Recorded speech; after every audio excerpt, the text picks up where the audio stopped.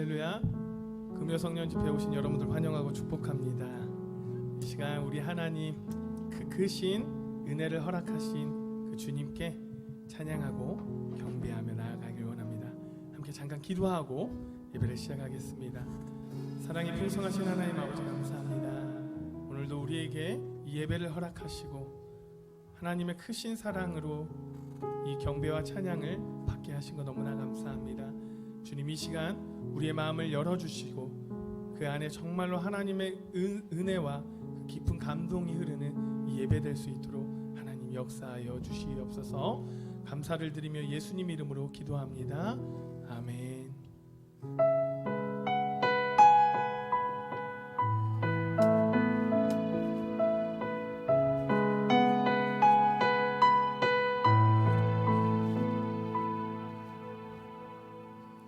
주께서 높은 보좌에 앉으셨는데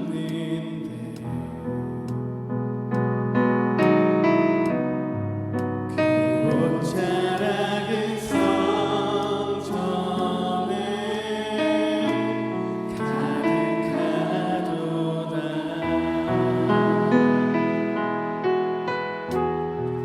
천사들이 모여서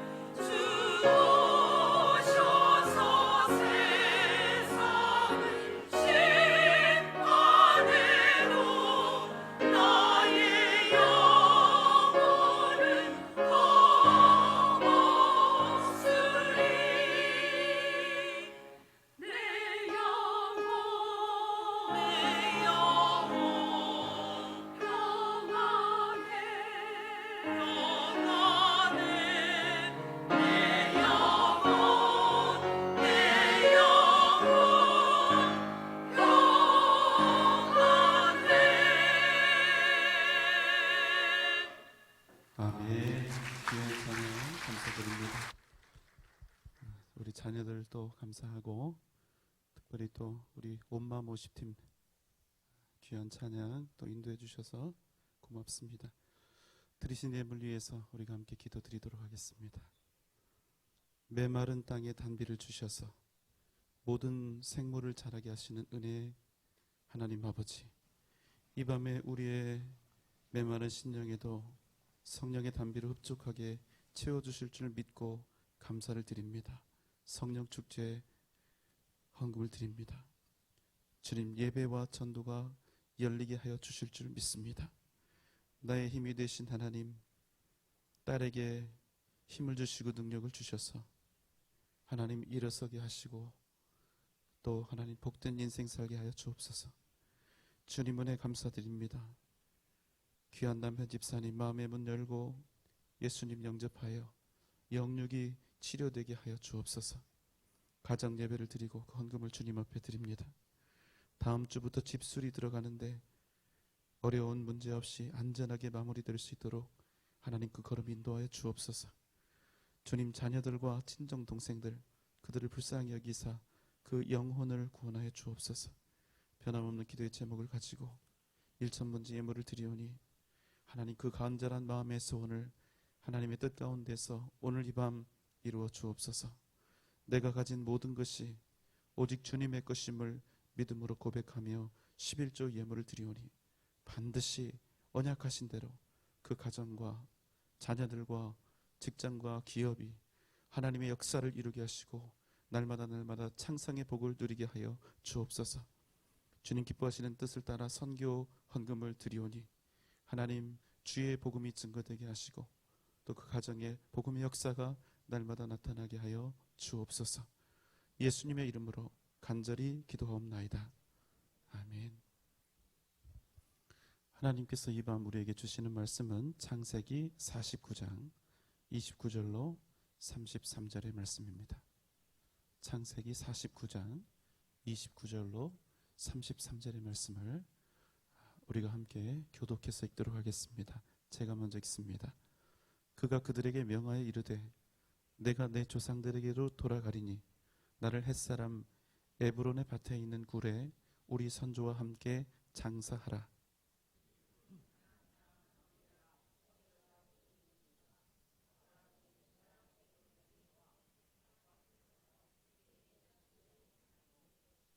아브라함과 그의 아내 사라가 거기 장사되었고 이삭과 그의 아내 리브가도 거기 장사되었으며 나도 레아를 그곳에 장사하였노라.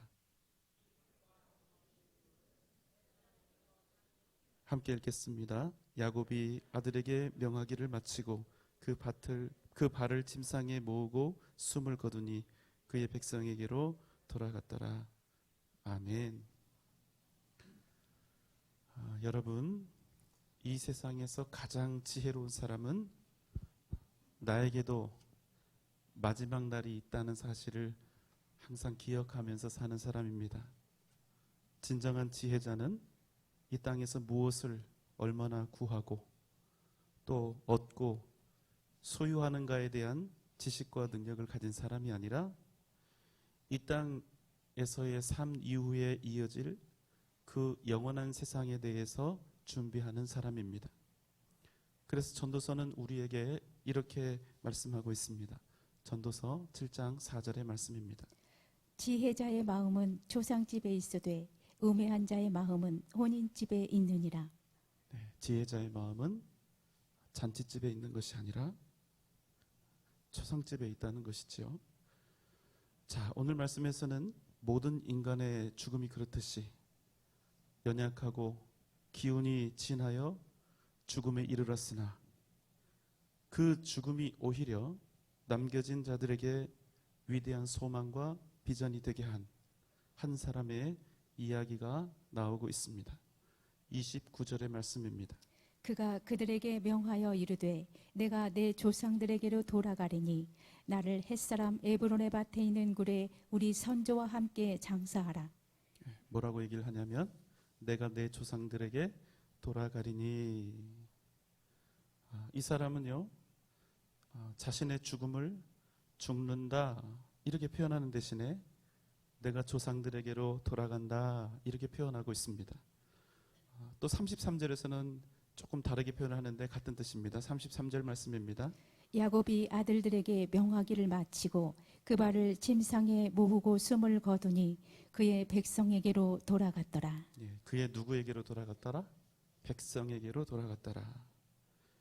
우리는 본문 속에서 구약시대 살았던 믿음의 사람들, 그들이 가지고 있었던 내세관에 대해서 엿볼 수 있습니다.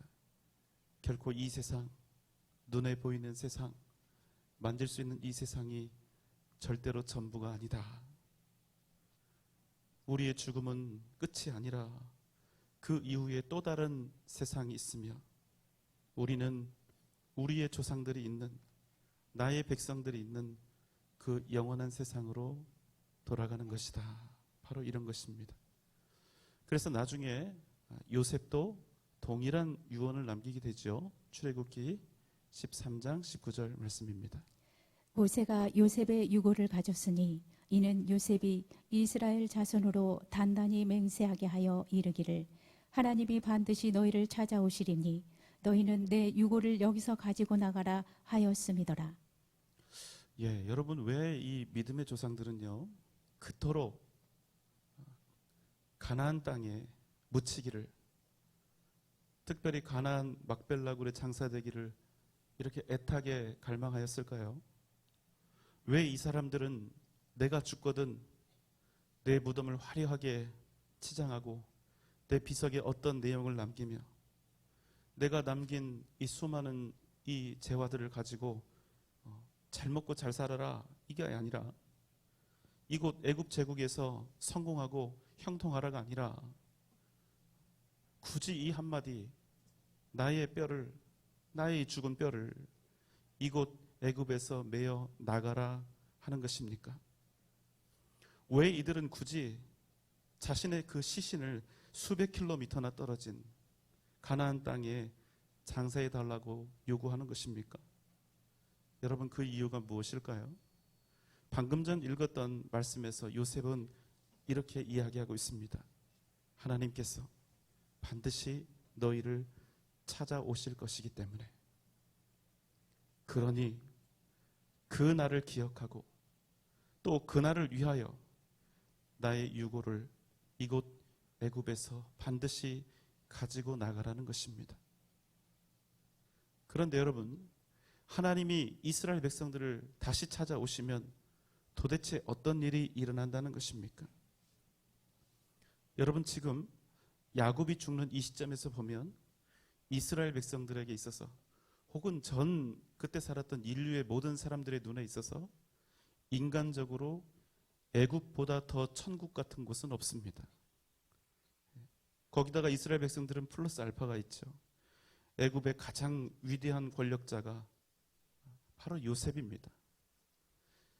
바로 왕조차도 결코 가벼이 대할 수 없는 애굽의 영웅입니다.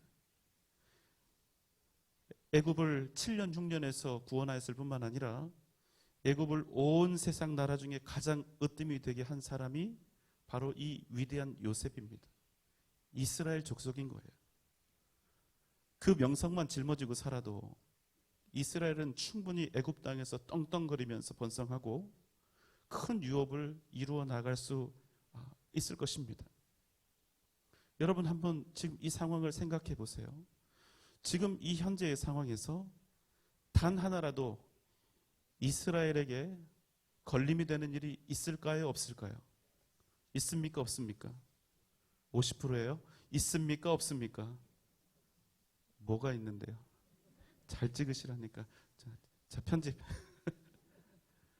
지금 엄청 잘 나가고 있잖아요. 요셉이. 그 이스라엘 백성들이, 그 가족들이 온 거 아닙니까? 자, 앞은 다 없는 거예요. 다시 질문할게요. 자, 지금 이 상황에서 이스라엘 백성들이 애굽에서 거하고 있는데 이 일에 관하여 혹은 미래에 대해서 하나라도 이스라엘에게 걸림이 될 일이 있을까요? 없을까요? 100점. 여러분, 아까 요셉이 하나님께서 반드시 다시 너희를 찾아오시리라 말씀하셨는데 오히려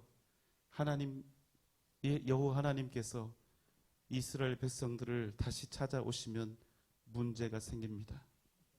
왜 그렇습니까? 지상 낙원과 같은 이곳 애굽을 떠나야 하는 것입니다. 여러분 한번 생각해 보십시오.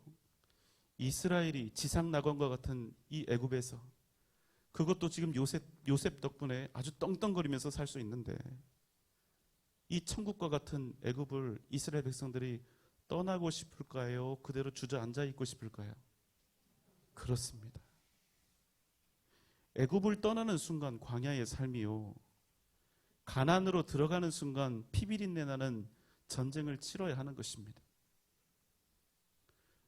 지금 애굽에서 배가 부르고 등이 따스운데 하나님이 주신 약속, 지금 이제 완전히 다른 이들에게 넘어가 버린 그 가나안 땅이 여러분 손톱만큼이라도 생각이 났겠습니까? 하나도 아쉬운 것이 없는 것입니다. 그런데 여러분 어떻게 보면요, 우리도 이들과 동일한 문제에 처해 있는 것 같습니다. 하나님의 약속보다, 하나님의 말씀보다 애굽의 고기와 애굽에서의 형통함이 더 좋게 여겨지는 것입니다. 세상에서 얻는 유익이 하나님을 통해서 얻는 축복보다 더 달콤하고 더 유익하게 여겨지는 거예요. 이 땅에서 살아가는 동안. 그래서 우리가 하나님을 믿기는 믿으나 결코 전심을 다해서 하나님을 믿지 않고, 우리가 주님을 따르기는 따르지만 결단코 애굽을 완전히 떠날 생각은 없는 것입니다. 그래서 여러분, 하나님이 이스라엘 백성들에게 훗날 찾아오셨는데 그 찾아오심으로 나타나게 된 첫 번째 상황이 무엇입니까? 어느 날 모세를 척하고 그들에게 내어주셨을까요? 아닙니다. 이스라엘 백성들을 구원하기 위해서 애굽에서 하나님께서 이스라엘 백성들을 가나안으로 들이기 위해서 하신 그 첫 번째, 이스라엘 백성들에게 오셔서 하신 그 첫 번째 일은 요셉을 알지 못하는 왕들이 일어나서 이스라엘을 죽도록 핍박하고 고통스럽게 한 것입니다. 제 발로는 애굽을 떠날 생각이 조금도 없으니까 애굽에서 도저히 살 수 없도록 하고, 그 고통 때문에 여호와 하나님을 찾고 주님이 주신 예전에 그 가나안의 언약을 다시 생각나게 하신 것입니다. 여러분, 모세는 그 다음이고 출애굽도 그 다음인 것입니다. 여러분 어떻습니까? 하나님께서 여러분의 인생에 찾아오시는 것 두 손 들고 환영할 수 있습니까? 정말로 하나님이 여러분의 인생에 깊숙이 관여하고 여러분의 인생을 하나님의 뜻대로 움직여가는 그것을 여러분은 정말로 사모하고 그 일을 정말로 소망하며 바라고 있습니까? 다시 한번 우리의 마음이, 우리의 이 소원이, 소망이, 우리 인생의 목적이 어디에 있는가? 그 목적이 세상에 있는가? 아니면 하나님께 있는가를 다시 한번 여러분 이 시간 깊이 고민해 보시면 좋겠습니다. 한 가지 오해하면 안 되는 것이 있습니다. 지금 야곱이 자신을 가나안 땅에 장사해 달라고 하는 것은 여러분 그저 땅에 관한 문제가 아니라는 것입니다. 천국에 대한 그 간절한 마음의 소원과 확신이, 하나님의 나라에 대한 그 소망이 반드시 나를 하나님의 약속이 있는 그 가나안 땅에 장사해 달라는 그 요청으로 나타났다는 것입니다. 이는 다시 이스라엘을 가나안으로 인도하시리라 하신 하나님의 약속에 대한 믿음 때문이었습니다. 그저 어디에 묻히는가? 땅과 장소에 관한 문제도 아니고 그저 조상들의 뼈와 함께 묻히길 바랬던 것, 그것이 전부가 아니었다는 사실을 여러분 기억하시기 바랍니다. 30절 말씀입니다. 이 굴은 가나안 땅 마므레 앞 막벨라 밭에 있는 것이라. 아브라함이 햇사람 에브론에게서 밭과 함께 사서 그의 매장지를 삼았으므로 아브라함과 그의 아내 사라가 거기 장사되었고 이삭과 그 아내 리브가도 거기 장사되었으며 나도 레아를 그곳에 장사하였노라. 여러분, 이 말씀에서 한 가지 특별한 것을 발견하셨는지 모르겠어요. 여러분, 야곱이 일평생 사랑했던 여인이 누굽니까? 라헬이죠. 오직 한 사람을 사랑한 겁니다. 그런데 여러분, 라헬이 묻힌 곳 베들레헴 에브랏길에 나의 사랑하는 여인 라헬이 묻힌 그곳에 장사되길 바랬던 것이 아니라 레아가 묻혀있는 가나안 땅 마므레 앞 막벨라 그 굴에 묻히길 원했다는 사실입니다. 여러분 한번 생각해 보세요. 만약에 여러분이 야곱이라고 생각하고 한번 상상을 해보시는 거예요. 평생을 여러분이 한 여자만 사랑한 것입니다. 누구죠? 라헬. 레아도 있고 빌하도 있고 실바도 있지만 오직 라헬만을 사랑한 것입니다. 그리고 이제 수명이 다 해서 이제 갈 때가 된 거예요. 그럼 여러분, 마지막 유언은 나를 누구 곁에 묻어달라고 하는 것입니까? 라헬이죠. 내가 평생 사랑했던 유일한 여인인 라헬 곁에 묻어다오, 이렇게 하는 것이 여러분 정상이 아닙니까? 그런데 여러분, 오늘 말씀에는요, 놀랍게도 라헬이라고 하는 이름이 나온 것이 아니라 레아라고 하는 그 이름이 나온 것입니다. 여러분, 여기서 중요한 것이 있는데, 자신의 인생을 다 걸었던 그 사랑했던 여자보다도, 그 여인보다도 야곱에게 더 중요한 것이 있다는 것을 우리가 알게 된 것입니다. 그것이 무엇입니까? 자신의 백성에게 돌아가는 것입니다. 갑자기 라헬보다 레아가 더 좋아져서 레아가 묻혀있는 그 땅에 가겠다는 것이 아니라 바로 그 땅에 하나님의 약속이 있었기 때문에 야곱은 레아가 묻혀있는 그 땅에 묻히기를 바랬다는 것입니다. 비록 자신의 몸은 애굽에서 남은 여생을 보내고 있으나 그의 마음은 단 한 번도 가나안을 떠나본 적이 없는 것입니다. 왜요? 그 땅에 하나님의 약속이 있기 때문에. 지금은 도저히 상상할 수 없습니다. 장차 400년이나 지나야 있어야 할 이스라엘의 출애굽, 그리고 다시 그들이 약속의 땅, 그 후손들이 하나님의 약속이 있는 그 가나안 땅에 굳건히 선 모습을 야곱은 이미 믿음의 눈으로 바라보고 있는 것입니다. 히브리서 11장 13절 14절의 말씀입니다. 이 사람들은 다 믿음을 따라 죽었으며 약속을 받지 못하였으되 그것들을 멀리서 보고 환영하며 또 땅에서는 외국인과 나그네임을 증언하였으니 그들이 같이 말하는 것은 자기들이 본향 찾는 자임을 나타냅니다. 이 사람들은 다 믿음을 따라 죽었으며 약속을 받지 못하였으되, 이렇게 나오죠. 무슨 말입니까? 자기가 사는 동안에는 하나님께서 자기에게 주셨던 그 약속이 성취되는 것을 끝내보지 못했다는 것입니다. 야곱은 이스라엘이 가나안으로 다시 돌아가는 것을 보지 못하고 죽었습니다. 그러나 그는 이스라엘이 가나안을 다시 정복하고 그 땅을 믿음으로 일구어가는 그 광경을 믿음의 눈으로 바라보며 그날을 소망하는 가운데 천국으로 돌아갔다는 것입니다.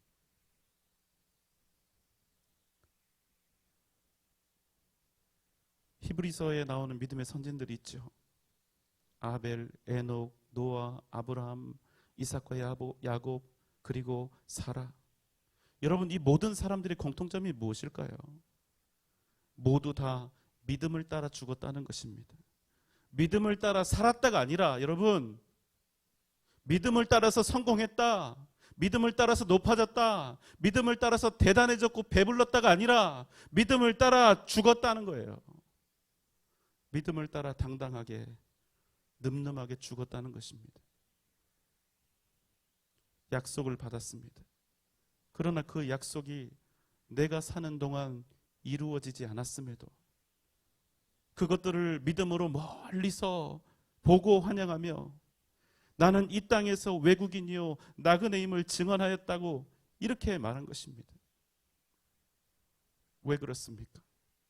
자신들의 영원한 꿈과 소망이 이 땅이 아니라 하나님께서 주신 약속의 땅, 영원한 본향에 있음을 그들이 믿어 의심치 않았기 때문입니다.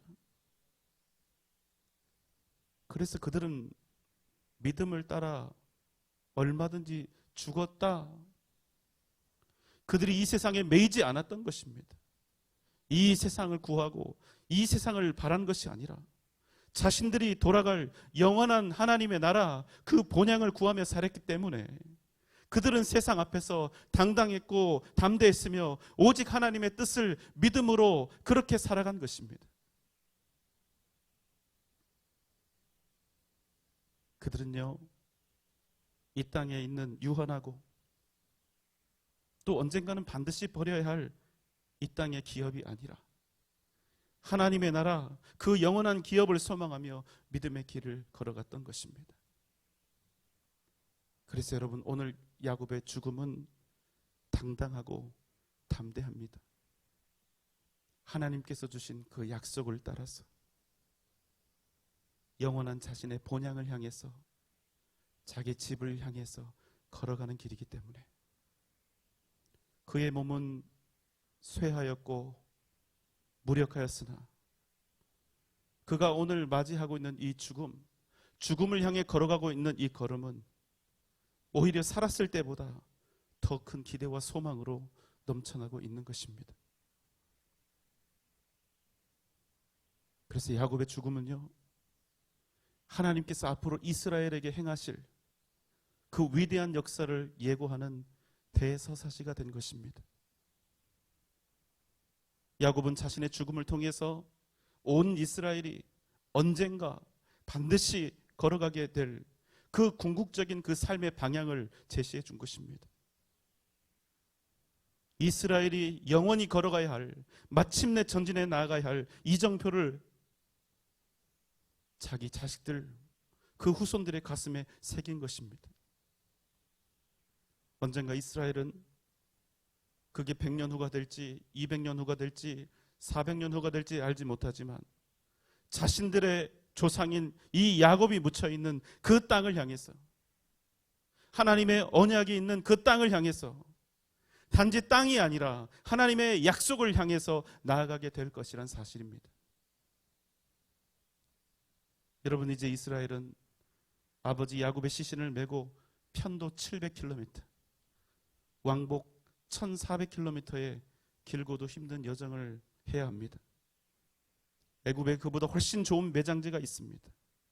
오히려 애굽에서 장례를 치러야 훨씬 더 화려하고 아름다운 웅장한 무덤을 만들 수도 있습니다. 굳이 그 멀리까지 1400km를 목숨을 걸고 뜨거운 사막과 광야를 지나 다녀와야 할 이유가 없는 것입니다. 의미도 없고 효율도 떨어지는 일처럼 보입니다. 야곱의 유고를 생각하면 이는 죽은 아비가 그저 향수병에 젖어서 주는 고단한 요청에 불과하게 그렇게 여겨질 수 있습니다. 그러나 여러분, 그 의미를 언제 알게 될까요? 야곱의 후손 이스라엘이 430년 지난 후에 나를 이 땅이 아니라 가나안 땅에 장사하라 명령했던 그 야곱의 뜻을 다시 가나안의 주인이 되어서 하나님의 약속 위에 굳건히 서서 그 뜻을 알게 된다는 것입니다. 하나님의 언약이 있는 땅, 그 땅 가나안에 당당히 서서 믿음의 역사를 다시 이루어가게 될 그때, 지금까지 인도하신 하나님의 은혜를 다시금 실감하며 감사의 찬송을 올려드리게 될 것이란 사실입니다. 사랑하는 여러분, 지금 여러분의 마음, 여러분 생애 그 목표는 어디에 있습니까? 여러분의 마음은 지금 어디를 향하고 있습니까? 이 땅에 천국처럼 보이고 이 땅을 천국처럼 만들어줄 수 있을 것처럼 보이는 그 세상을 향하여 여러분의 마음이 있습니까? 아니면 살아계신 하나님의 약속에 있습니까? 이 세상에 주는 기쁨과 이 세상에 주는 만족은 너무나 분명하게 보입니다. 때때로 하나님의 뜻은 그러나, 영원한 천국의 소망은 그러나 오히려 우리에게 희미하게 그렇게 여겨질 수도 있습니다. 그러나 여러분, 절대로 우리의 소망이 하나님의 나라에 있음을 잊지 마시기 바랍니다. 우리가 돌아갈 저 천국, 먼저 간 믿음의 사람들이 있는 하나님의 나라, 영원한 소망과 생명이 있는 하나님의 나라, 그 나라를 향해서 오직 믿음으로 나아가는 복된 이 밤, 또 여러분의 복된 인생 되시기를 주님의 이름으로 축원합니다.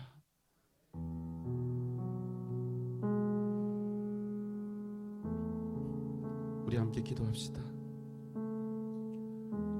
여러분 생의 목적이 어디에 있습니까? 이 땅에 있습니까? 하나님의 약속에 있습니까? 영원한 하나님의 나라에 있습니까? 여러분 잊지 마십시오. 우리는 이 땅에서 그저 나그네일 뿐입니다. 우리의 소망은 오직 하나님의 뜻과 그 나라에 있어야 하는 것입니다. 우리의 시선과 우리의 마음이 오직 하나님의 나라와 교회와 복음을 위해서 그 나라를 향해서 담대히 나아가게 하여 주시옵소서. 우리의 돌아갈 그 본향을 항상 기억하며 오직 믿음으로 전진하게 하여 주시옵소서. 이 시간 다 함께 주님 부르며 기도하겠습니다. 주여,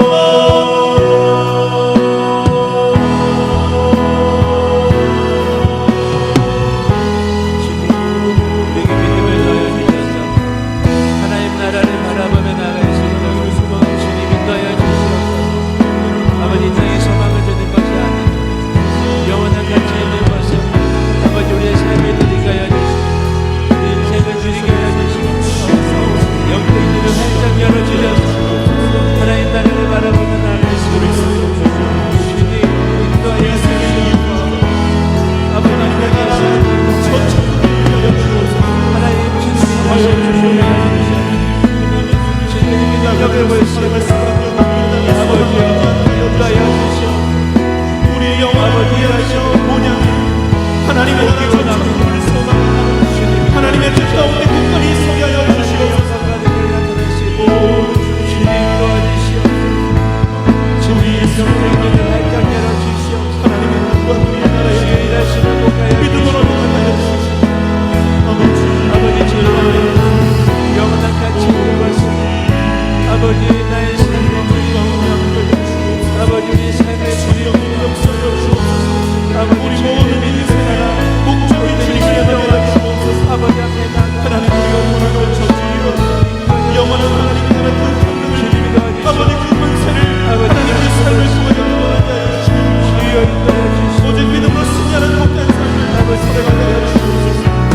영원한 세상을 바라보며 나가 주님 믿어야 주시옵소서. 아버지 주신 놀라운 은혜를 주님 앞에 나가 아버지 전부를 아버지 위하여 주시옵소서. 능력 있는 걸음이 되게 해주시고 믿음으로 승리하는 역사에 해주시옵소서. 아버지 도우신 가운데 나가시고 아버지 주여 인도하여 주시옵소서.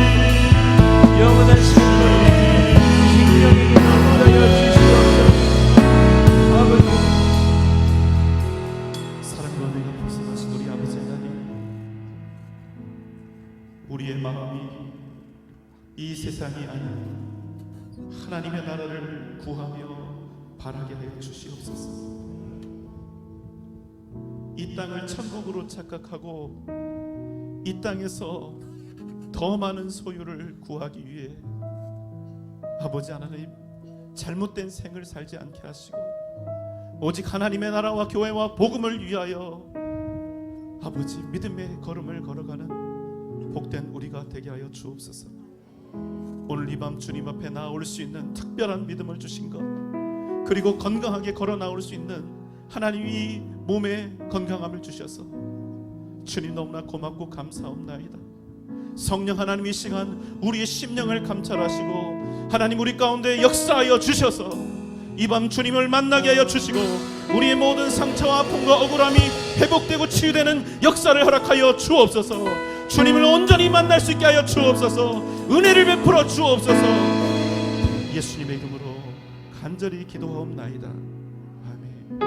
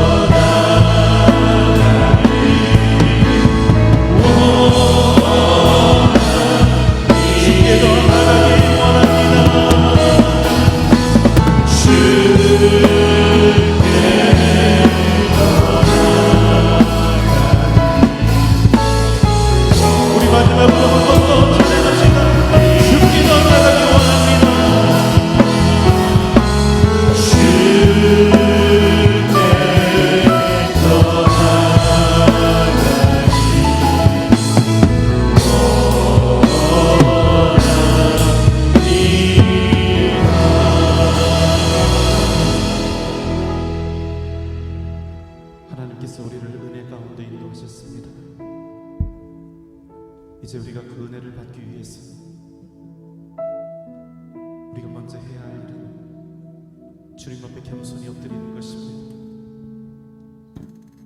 내가 아무런 소망이 없는 죄인인 것을 주님 앞에 자복하며 회개하는 것입니다. 회개하는 자에게, 진정으로 회개하는 자에게 하나님의 놀라우신 권능과 그 만드심과 역사하심이 임하게 될 줄 믿습니다. 이 시간 성령 하나님 우리를 도와주옵소서. 우리와 함께하여 주옵소서.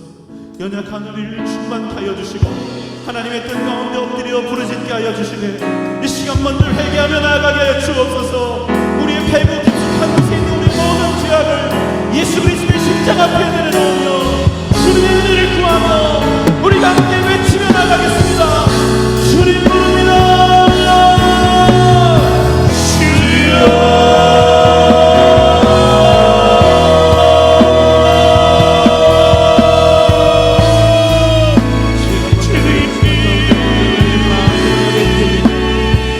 아버지 앞에 나아가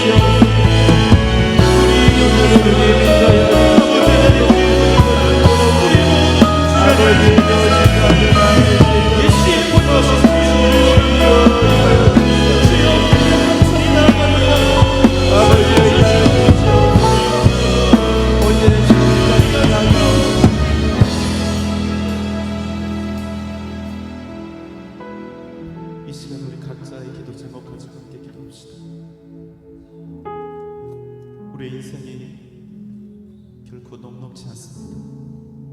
쉽게 살아갈 수 있는 인생이 아닙니다. 날마다 주님 앞에 엎드리지 않으면, 날마다 고뇌하며 눈물 흘리며 주 앞에서 구하며 통곡하지 않으면 우리 인생에는 길이 보이지 않습니다. 여러분에게는 어떤 기도의 제목이 있습니까? 그 마음의 답답함과 고단함과 아픔과 슬픔과 괴로움과 연약함과 모든 억울함을 이 시간 주님의 그 손에 올려드리기 원합니다. 한 걸음도 뗄 수 없는 답답한 가운데 있습니까? 주님, 내 걸음을 인도하여 주옵소서. 주님의 손 붙잡고 순종하며 나아가기를 원하오니 주여 우리를 붙잡아 주옵소서. 오직 믿음으로 승리하는 복된 삶을 살게 하여 주옵소서. 우리 가족들 위해서도 함께 기도합시다. 믿지 않는 가족들을 위해서 우리의 자녀들 우리가 원하는 대로가 아니라 하나님께서 기뻐하시는 자녀들이 될 수 있도록 기도합시다. 목숨 걸고 믿음을 다해 기릅시다. 우리 직장과 기업이 하나님의 나라와 교회와 복음을 반드시 위하게 돌아가는 성도로 하나님 사용하여 달라고 우리 함께 기도합시다. 멀리 떨어져 있는 자녀들, 또 우리 가족들, 보내가 있는 우리 자녀들을 위해서 함께 기도합시다. 이 시간 다 함께 나의 가족,